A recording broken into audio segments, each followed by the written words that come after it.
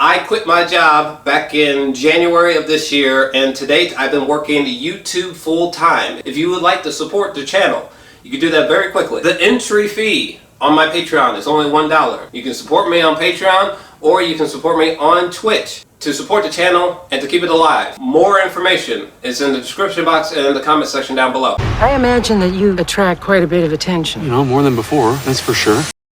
So, due to being a press member and knowing others, I was able to sit back, relax, and watch the first 3 episodes of Season 1 for Marvel Studios' What If early. And oh boy, am I ready to dive in. Before we do though, this video is spoiler free and spoiler filled, and I'll warn you accordingly, so relax yourself. Now, episode 1, this episode was an 7 out of 10 for me. Remember the boring movie Captain America, the First Avenger?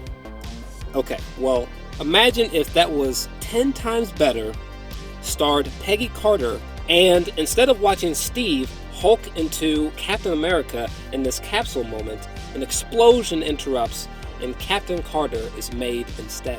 That's essentially this episode. It's fun and filled with delightful moments, and this is what makes this episode good and simultaneously not great for me. We gotta slip into spoilers now, so if you wanna not be spoiled, skip ahead to this point in the video. In 3, 2, 1.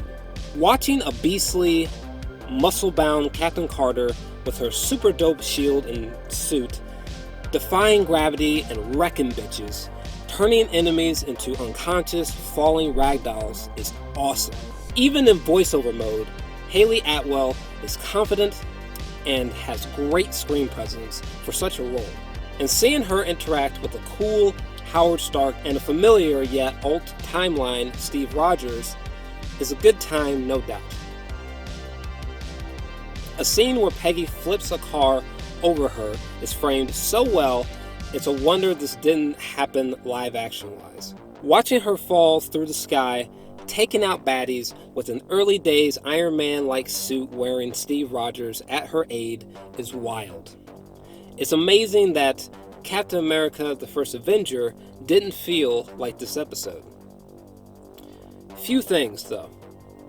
1, this episode felt way too short. It's kind of like being given a mini bag of chips when hungry. Sure, it's enjoyable. Sure, this is just what-if scenarios, but I could have spent more time in this particular world. I found it fascinating. And it's eerie how the hinted romance between Steve and Peggy gets to me emotionally. It's a little goosebumps-inducing to know their love transcends time. As if soulmates.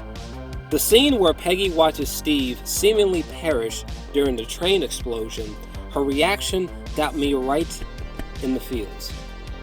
However, again, this episode is far too short, and while it refreshingly deviates from what we've known up until this point, the whole episode is far too comparable as a whole to the movie Captain America, the First Avenger.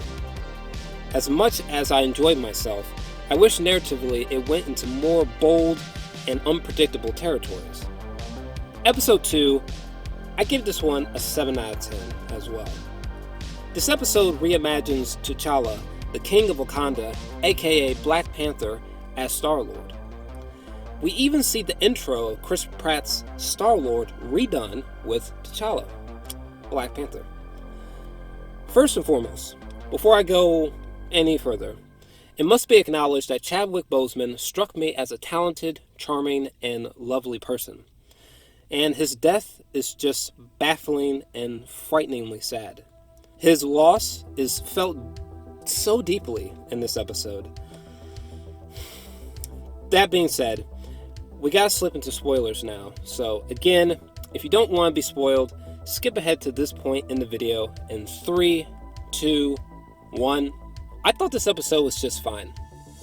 Yes, it was head scrambling to see Thanos being like, "What up guys?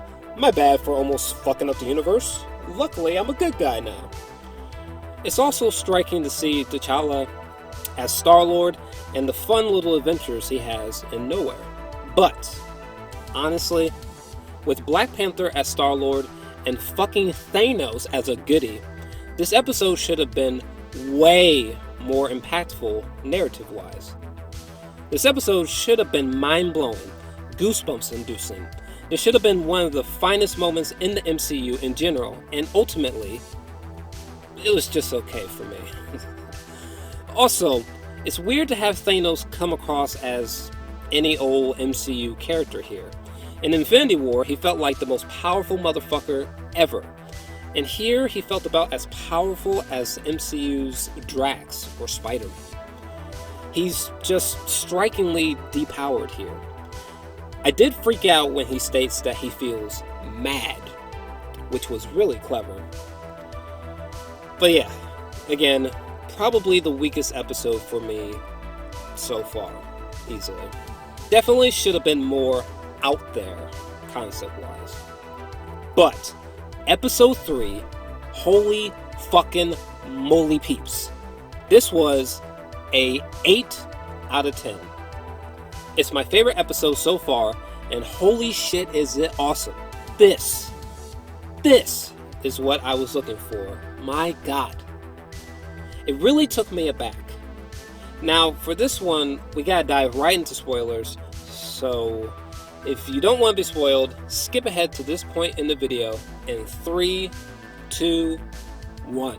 This episode made me realize how this show is an ingenious idea. If the animation was better, and if it was a touch longer so it could emotionally resonate harder, I probably would have slapped a 9 or a 10 out of 10 on this bad boy. The plot is simple. Imagine our Avengers before they became Avengers and really knew each other. Now imagine Tony Stark, the Hulk, Hawkeye, and others get killed and attacked by an unknown force. Watching the Avengers being seemingly turned evil and murdered blew me back into my chair at the audacity. Seeing Loki and an army arrive on Earth, and Loki and Nick Fury duking it out dialogue-wise about the death of Thor was so cool. This mystery element, this whole whodunit, really had me stumped, and this episode had me on the edge of my seat, beyond entertained, son. This was such a head trip, and when it's revealed that the culprit of all these murders was a turned evil Michael Douglas Ant-Man, holy fucking shit, that blew my mind. What a hell of an idea, and the way the show kills the Hulk was clever as shit. It makes me wonder what really would have happened if Ant-Man actually went inside of Thanos' asshole to try to destroy him from the inside out. Anyways, Ant-Man vs. Nick Fury made me fuck it, this episode made me nerdgasm like crazy. The sequences with the Watcher as a giant in the background, silently observing, literally sent chills down my spine. These 3 episodes should have been longer, and the animation, while definitely pretty to look at, could have been more engaging visually as well. Personally, I think would have worked better if the animation looked more like a beautiful, photorealistic, Final Fantasy-like cutscene as opposed to what they did here. Think Final Fantasy Event Children. These episodes could have been more bold and mind-bending, but I loved episode 3, and I can't wait to see more from this MCU Twilight Zone-like descent from Marvel. So again, 8 out of 10 for episode 3. This got me jacked up on Mountain Dew level excited for more episodes. But, yeah. What do you think? End.